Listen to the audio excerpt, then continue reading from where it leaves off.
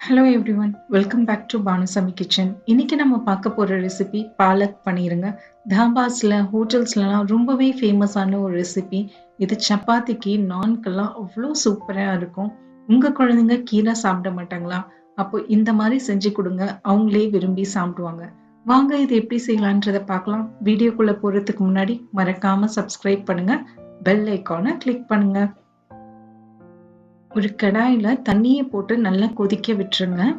இதுல நான் 2 கட் அளவுக்கு சின்ன கட் அளவுக்கு பாலக்கீரை எடுத்திருக்கேன். பாலக்கீரையை நீங்க கட்லாம் பண்ண வேணாங்க. அப்படியே அதோடைய தண்டை எடுத்துட்டு இந்த மாதிரி சுடு தண்ணியில 1 நிமிஷம் அப்படியே கொதிக்க விட்டு எடுத்துருங்க. நல்லா கொதிக்கிற தண்ணியில 1 நிமிஷம் இதை அப்படியே விட்டுருங்க. நம்ம ஏன் இந்த மாதிரி பண்றோம்னா, இதோடைய பச்சை கலர் மாறாம இருக்கணும்ன்றதுனால நம்ம இந்த ப்ராசஸ பண்றோம். இதை வடிகட்டிட்டு இன்னொரு பாத்திரத்துல நல்ல சில்லான தண்ணி எடுத்துக்கங்க. அதுல நம்ம வடிகட்டின கீரையை போட்டு அதுலயும் 1 நிமிஷம் அப்படியே பிளான்ச் பண்ணி எடுத்துக்கங்க. இந்த மாதிரி பண்ணும்போது நமக்கு கீரை கலர் மாறாம இருக்குங்க. பாருங்க, ஜஸ்ட் ஒரு 30 செகண்ட் அதுல சில்லுன்னு தண்ணியில போட்டு எடுத்துருங்க. இதை நல்லா வடிகட்டி ஒரு பக்கமா எடுத்து வச்சுக்கோங்க. இப்ப நம்ம இந்த கீரையை அரைச்சிக்கலாம். மிக்ஸி ஜார்ல 6-7 முந்திரி பருப்பு, 4 பச்சை மிளகாய், கொஞ்சமா கொத்தமல்லி, நம்ம வடிகட்டின கீரையும் சேர்த்துட்டு நல்லா மைய அரைச்சி எடுத்துட்டு வந்துருங்க. இப்ப நம்ம மசாலா பேஸ்ட் அரைச்சிக்கலாம். அதுக்கு மிக்ஸி ஜார்ல ஒரு துண்டு இஞ்சி சேர்த்துக்கோங்க. அது கூட 6-7 பல்லு பூண்டு, 2 தக்காளி, 2 வெங்காயம், இதெல்லாம் நல்லா குண்டு குண்டா கட் பண்ணியே சேர்த்துக்கோங்க. இதை நல்லா கொரகொரப்பா அரைச்சி எடுத்துட்டு வந்துடுங்க. ரொம்ப மையா அரைக்க வேண்டாம், நான் காட்டுறேன் பாருங்க. இந்த அளவுக்கு நீங்க அரைச்சி எடுத்துட்டு வந்தா போதும். இந்த அளவுக்கு கொரகொரப்பா அரைச்சி எடுத்துட்டு வந்துருங்க. இப்போ கிரேவி ஸ்டார்ட் பண்ணிடலாம். அதுக்கு பேன்ல எண்ணெயை ஊத்திக்கோங்க.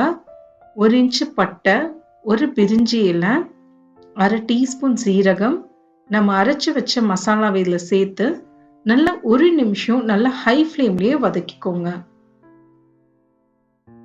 நல்லா 1 நிமிஷம் அதோடைய பச்சை வாடை எல்லாம் போற அளவுக்கு நீங்க வதக்கணுங்க. வெங்காயம், தக்காளி, ஏன்னா நம்ம பச்சையா சேர்த்து அரைச்சிருக்கிறதுனால நீங்க நல்லா போட்டு அதை வதக்கிக்கோங்க.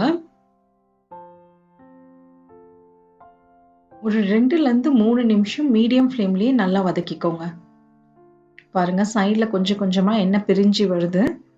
நம்ம ஸ்டார்டிங்ல எப்படி போட்டு மசாலா இப்ப எல்லாம் திரண்டு வந்துடுச்சு. இந்த சமயத்துல கொஞ்சமா மஞ்சத்தூள், ஒரு 1/4 டீஸ்பூன் மஞ்சத்தூள் சேர்த்துக்கோங்க. சேர்த்துட்டு 1 நிமிஷம் நல்லா வதக்கிக்கோங்க. நல்லா வதக்கியாச்சு. இதுல நம்ம அரைச்சு வச்ச கீரையை சேர்த்துக்கோங்க.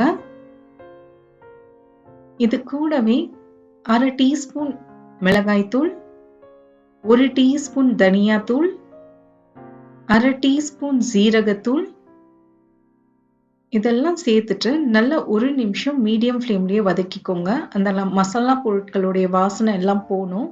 1 நிமிஷம் நல்லா மீடியம் ஃப்ளேம்லயே வதக்கிக்கோங்க. இப்போ மூடியை போட்டு லோ ஃப்ளேம்ல 2 நிமிஷம் அப்படியே விட்டுருங்க. 2 நிமிஷத்துக்கு அப்புறம் நம்ம ஓபன் பண்ணி பார்ப்போம். பாருங்க, மசாலா எல்லாம் நல்லா வெந்துடுச்சு. அந்த கீரையும் நல்லா சுருண்டு வந்துடுச்சு. இப்போ நாம இதுல தேவையான அளவுக்கு தண்ணியை சேர்த்துக்கலாம். ஒரு 1-2 கப் அளவுக்கு தண்ணியை சேர்த்துக்கோங்க. நான் இங்க 2 கப் அளவுக்கு தண்ணியை சேர்த்திருக்கேங்க. இது கொஞ்சம் திக்காவே எனக்கு வேணும்ன்றதுனால நான் 2 கப் அளவுக்கு தண்ணியை சேர்த்திருக்கேன். சேர்த்துட்டு நல்லா கிளறி விட்டுருங்க.